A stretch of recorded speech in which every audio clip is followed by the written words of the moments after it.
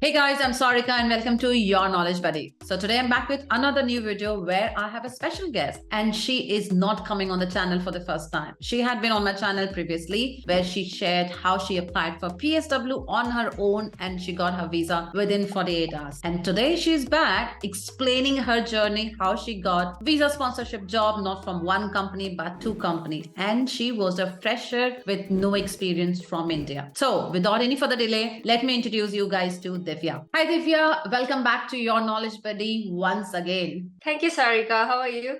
Good, how are you doing? I'm going good too. Okay. Divya, if you don't mind, can you please introduce yourself once again to my audience? Hi guys, you're watching Divya on Your Knowledge Video. So I think you have seen me before when we recorded a video for post-study work visa, and I told you how easy it was for to apply for yourself. Today I'm here with Sarika to discuss one more interesting topic. Hope you guys like it. So Divya, tell us about your journey. How did you move from India, on what visa category, and more details around it? I basically moved to UK on Tier 4, which is General Student Visa in 2019 for September intake. I chose a structural engineering course, a 2-year course, and I moved into University of East London in September 2019. And then I was there for 2 years, but I think half of the time I spent in pandemic, so I don't think it was a really good master's.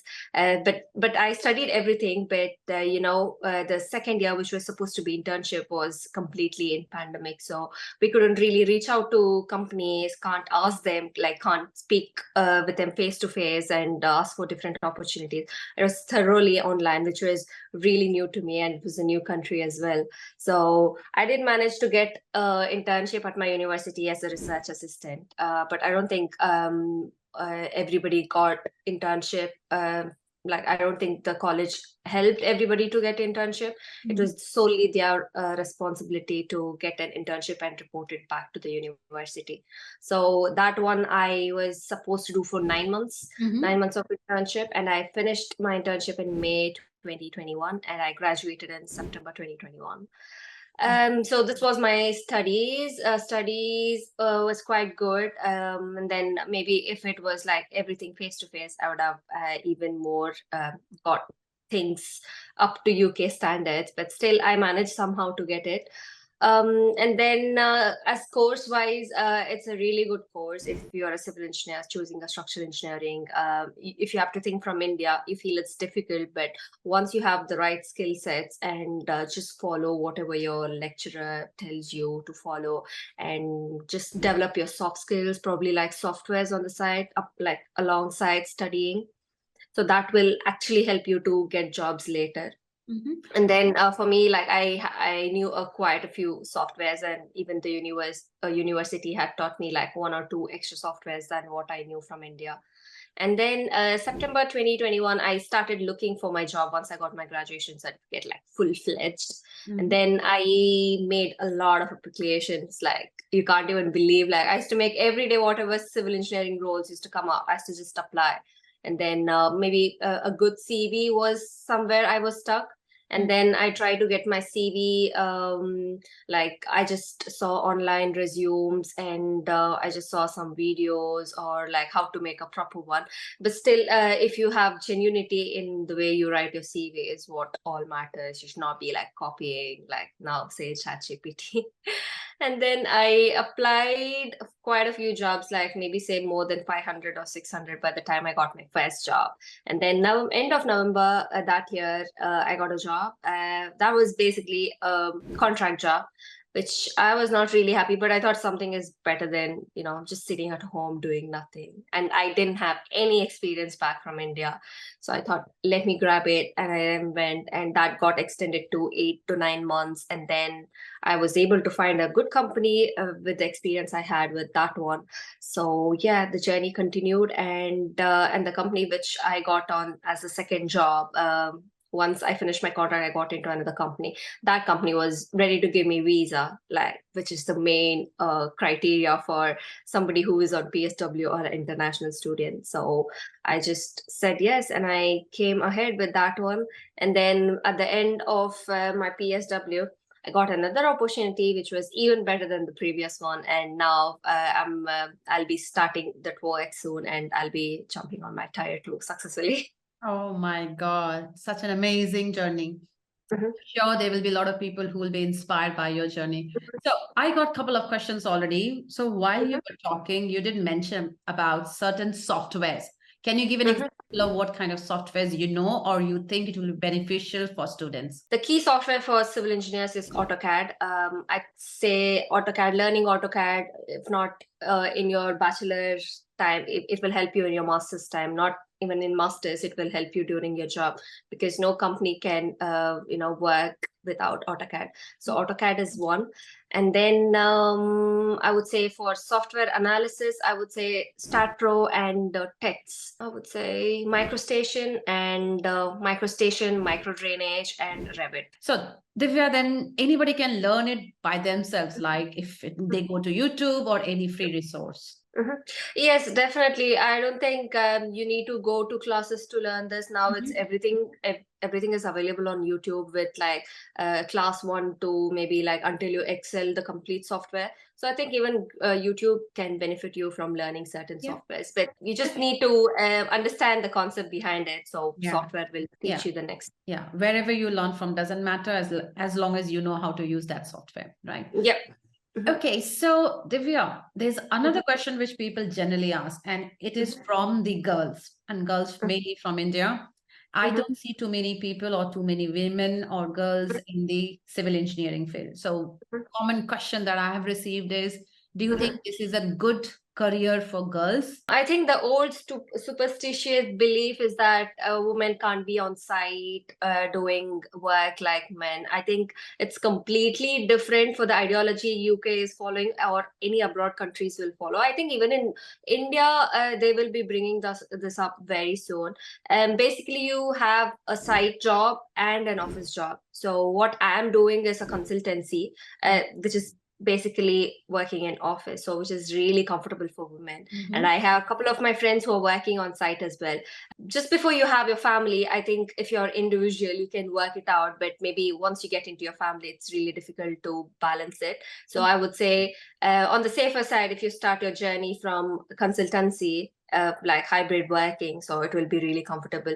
I think in UK they actually encouraging women to be in construction or in civil engineering, so I think they have a great opportunity now in the future as well. Good, thank you. So all the girls out there who is watching this video, I hope Divya had managed to inspire you. So go ahead and take the course of civil engineering, as there are so many opportunities for you waiting in the UK. Okay, Divya, I want to know, how much did you pay for your study here in the UK? I think it has literally doubled by now. Back in 2019, it was around 16,000 together for my 2-year course. 16,000 pound, right? From University of East London. Now I think the same course has reached somewhere like maybe 1.5 times more Oh, than dear. that. Because of Like 20. inflation? Yeah. Yeah, definitely. But you even the minimum wage is increased, so I think it will balance out.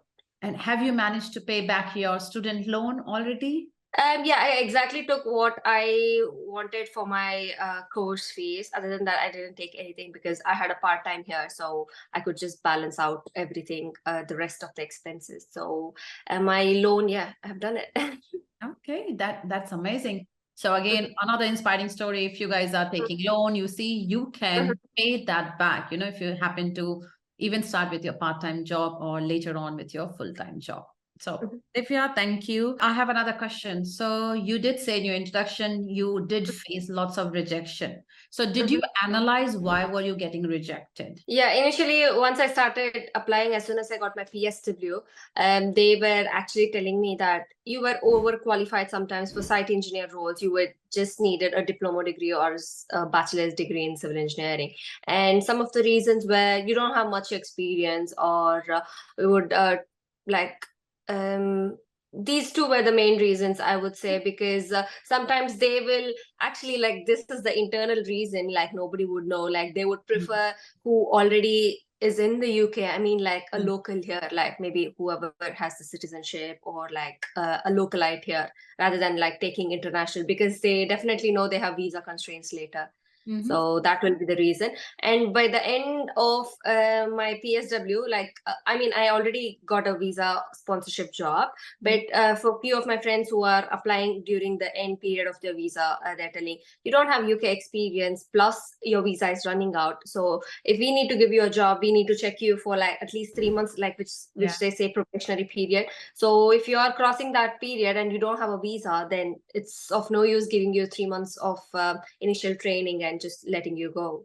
And they won't be confident enough to give them on like a visa and keep them in the company. So Divya, any piece of advice to students who are struggling to find a job or even a part-time job? And I know people are going out and saying, do not come to the UK because there's not enough job. What do you have to say based on your experience or whatever you have seen around you? I would say for any international students, try to stay in the main city like London, Manchester, or Birmingham.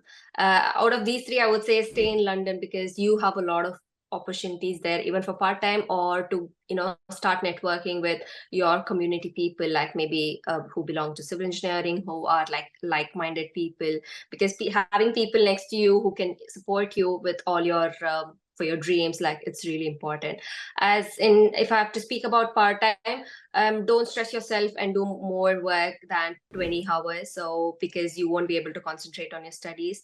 Balance out both of them, and until you get hold of your routine works, just don't try to get into a part-time, just work it out that way. And then everything else will follow. And part-time jobs, make sure you choose a comfortable one, not which is like stressing you out. Even if you do like 2 days, you have to rest for the whole week. So just try to get into a very comfortable job. Like if you search, you will definitely get it. So there are jobs. So the guys in India or Pakistan or Kenya who are watching this video, if you're planning to come to the UK, there are still plenty of jobs if you are in the right place and if you have the right skill set. Okay. Yeah. So Divya, before we wrap this video, I wanted to ask you, we are trying to build a community where we all can help each other. Like you said, you should have your support system where one civil engineer helps other. So if at all my audience or someone wants to connect with you, is there any ID? Are you available on any other social platform where people can reach out to you or ask any help or questions? I think most people do ask me on Instagram, so you're welcome to give me your doubts or any questions related to your studies. If you can you mention your Instagram ID here? My ID is divya.gowda_____. Okay. Okay. Thank you. I'm going to add Divya's Instagram ID in the description and also add in the pinned comment. So go and check out her profile on Instagram and you can reach out for any kind of help or guidance if you need. And thank you very much, Divya, for taking out time and coming and helping students and inspiring so many people who are planning to move abroad, either as a student or as a job seeker. Thank you very much. Yeah. Thank you, Sarika. Have a nice day. And you. Bye-bye.